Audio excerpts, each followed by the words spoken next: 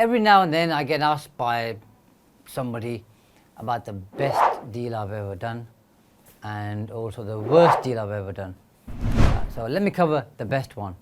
The best one is yet to come, because I think if you've done your best deal, then there's nothing to look forward to. So I always believe that your best deal is yet to come, because that keeps you keen, eager, enthusiastic, energetic, positive. The worst deal, I've got more than one, by the way, because in the early days I was learning stuff, so I was making quite a few mistakes.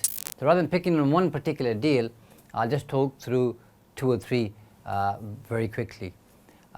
I entered into an option agreement for a piece of land, best part of 12.5 acres, and we went through a long, drawn-out process in terms of planning, and I had one of the best planning consultants in the country, a large corporate firm, and 7 or 8 years later, we haven't got anywhere with it.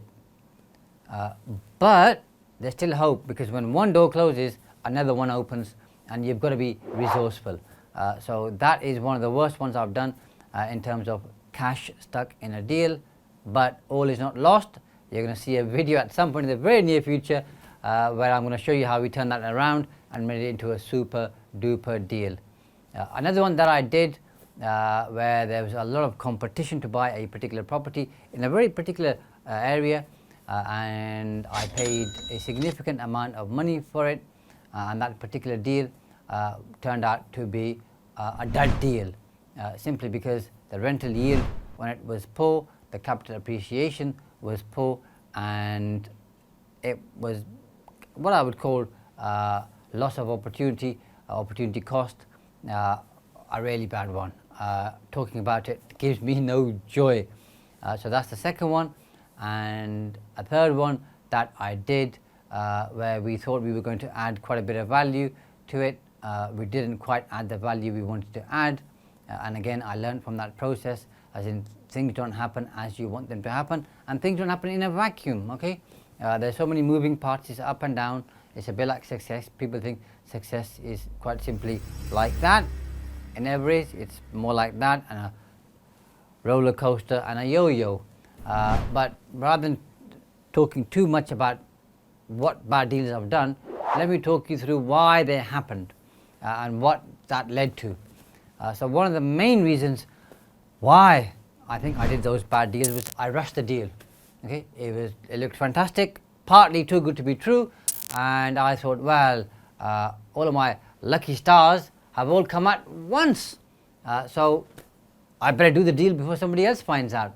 And I'm sure there was another 150 people, by the way, if not more, looking at the same deal. But because I was new, inexperienced, I thought this deal was just being seen by me. So do not rush a deal, because if you want to do a deal badly enough, you'll do a bad deal.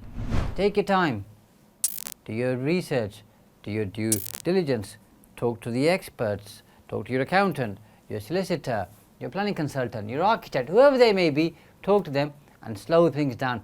If someone's trying to push you to speed things up, that means there's a problem somewhere, and they want you to overlook something and quickly do a deal, so that obviously they get the money and you might lose out. So number one, do not rush a deal. Number two,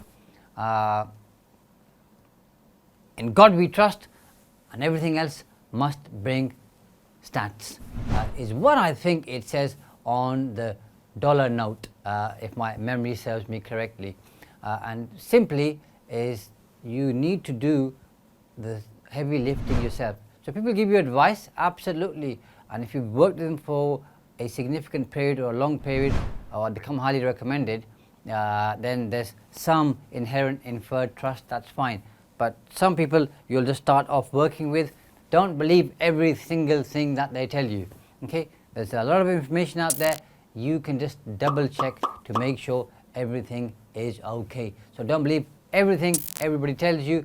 Make sure you test, check, review. Number three, being too eager, and you might have heard me say before, is nothing is good, no bad. Okay, so being eager, no problem. Being too eager okay, has its downsides. Okay, not being eager enough has its downsides. But sometimes you're too eager, you're too keen, okay, and you want to just get on with it.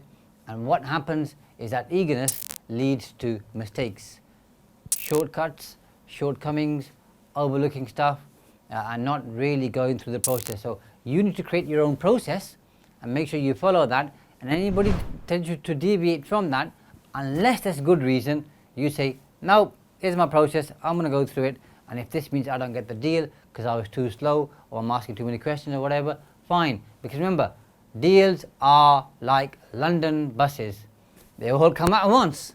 So sometimes there might be a drought and nothing's happening. Don't worry, relax, be patient. There's plenty more fish in the sea, as they say. So don't be too eager, because too much eagerness gets you to a place where you start rushing stuff, and your logical, pragmatic, prudent, sensible mind, okay, is on the side, and you start doing stuff that when you look back in hindsight, you think, what the hell was I thinking there?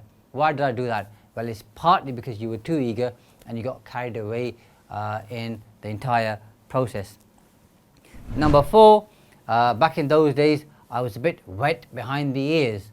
So when you're young, naive, sometimes you might fall in the trap of you know it all and you're smart, but yet what happens is that you don't follow, okay, the guidance, advice of your mentors, coaches, friends, family members, parents, whoever you know, like, respect, trust, okay, and you just try and think, okay, I'm the smart one here. And what happens is people who think they are too smart are usually the ones who aren't that smart at all, and smart Alex don't usually get very far. So you got to make sure, okay, you have a mindset where you think, I know less than you actually know. So you listen to other people, take on their advice, and check through stuff very, very properly.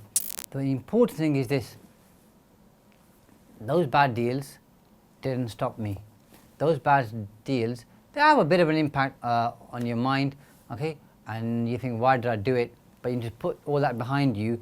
Those deals were my entry tax into the world of property, okay, and everybody pays their entry tax, whether they buy property abroad, whether they do a JV with somebody which doesn't work out, whether they buy a deal through auction, whatever it might be, okay, we all have to pay our entry tax, which teaches us a lot of lessons, okay, and your lows lead to your highs, but you've got to have that temperament, the perseverance, the patience. And the things that I learned through that particular process is what got me to do my bigger, better deals, because I didn't give up. Because it's important you don't give up, and it's important that you carry on. So just because you have a blip or 2 or 3 like I did, it doesn't mean it's the end of the world. What it means is, okay, that you're toughening you up on that particular journey. So I'm sure you've heard this before, by the way, it's a bit cliche.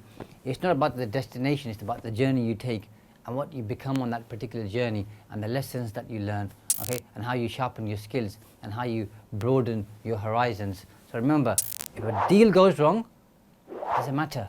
There's another one round the corner. It's how you deal with that adversity which is going to define who you are and what you become.